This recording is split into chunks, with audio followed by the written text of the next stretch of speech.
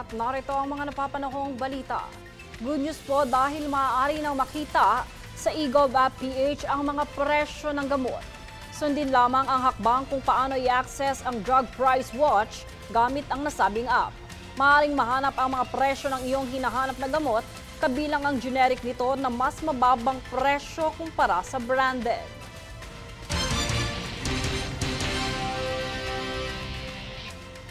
Samantala, inanunsyo na ng Metro Manila Film Festival ang unang 4 na kalahok para sa 51st edition ng festival ngayong taon. Kung ano-ano at sino-sino ang gaganap, alamin sa ulat ni Princess Castro. Kasabay ng paghahanda ng Metro Manila Film Festival o MMFF para sa 51st edition nito ngayong taon, kanila nang inilabas nitong Martes ang unang batch of official film entries. Ang 4 na pelikulang kasama sa MMFF 2025 ay ang mga sumusunod.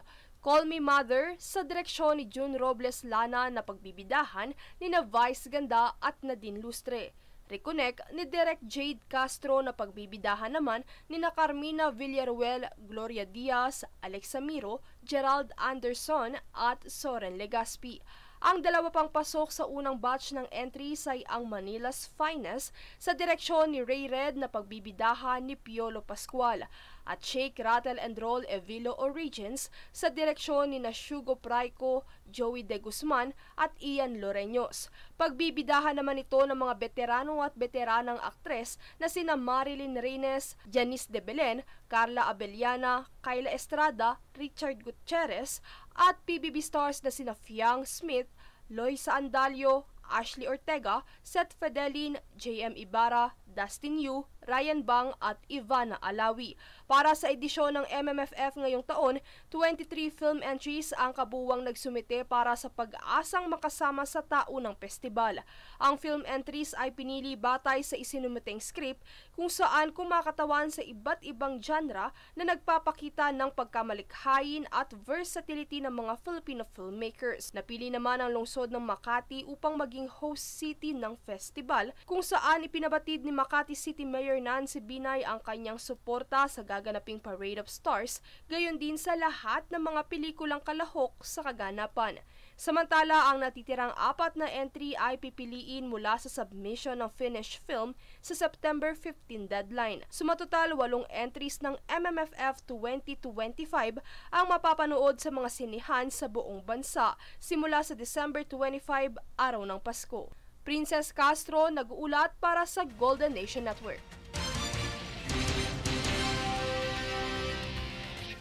Simula Agosto, 5,000 piso ang idadagdag sa monthly cash allowance ng mga national athlete at coaches batay sa anunsyo ni newly appointed Philippine Sports Commission Chairman Patrick Gregorio.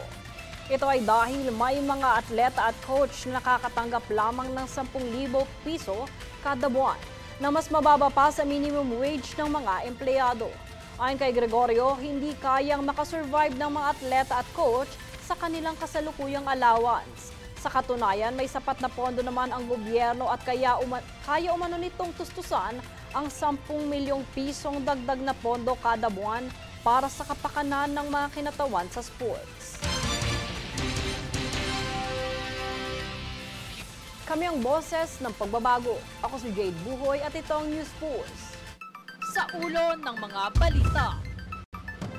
Kabuuang kaso ng HIV sa lalawigan ng Quezon, umabot na ng higit sa 1,600.